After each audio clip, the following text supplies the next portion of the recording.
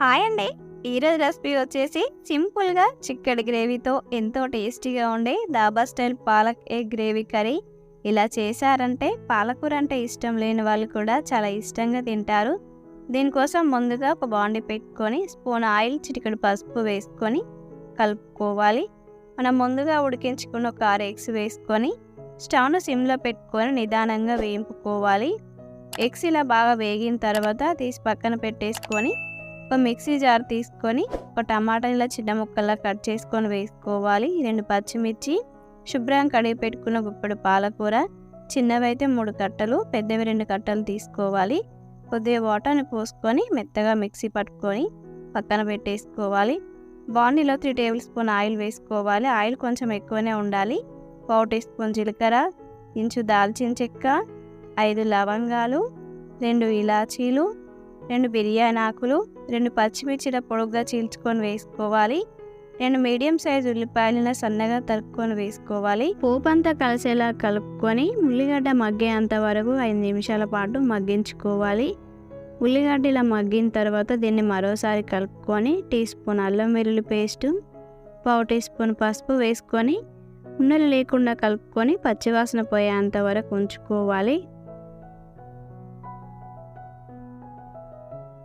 అల్లం ఇలా పచ్చివాసన పోయిన తర్వాత దీన్ని మరోసారి కలుపుకొని మనం ముందుగానే మిక్సీ పట్టుకున్న పాలకూర పేస్ట్ని వేసుకొని బాగా కలుపుకొని మూత పెట్టి 5 నిమిషాల పాటు మగ్గించుకోవాలి.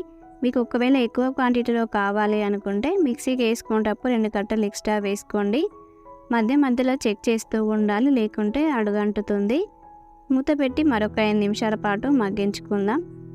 పచ్చివాసన పోయి ఇలా ఆయిల్ సపరేట్ అయిన తర్వాత మరోసారి కలుపుకొని టీ స్పూన్ కారాన్ని వేసుకోవాలి. కారం ఎక్కువ తినేవాళ్ళు ఇంకో 1/2 స్పూన్ వేసుకోండి. మేము కొంచెం కారం తక్కువనే తింటాం. 2 నిమిషాల పాటు మగ్గించుకోవాలి. కారం మగ్గి ఆయిల్ సపరేట్ అయిన తర్వాత దీన్ని మరోసారి కలుపుకొని 1/2 లీటర్ వరకు వాటర్ని పోసుకోవాలి.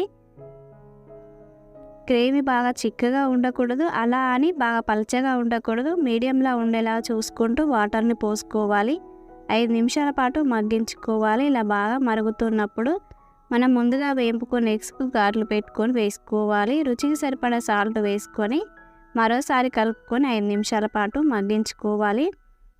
ఇలా గ్రేవీ కొంచెం చిక్కబడిన తర్వాత దీన్ని మరోసారి కలుపుకొని టీ స్పూన్ ధనియా పొడి, 1/2 టీ స్పూన్ గరం మసాలా వేసుకొని బాగా కలుపుకొని 3 నిమిషాల పాటు ఉడికించుకోండి. చివరగా దీన్ని మరోసారి కలుపుకొని సన్నగా తరిగిన కొత్తిమీర వేసుకొని సర్వ్ చేసుకోవడమే.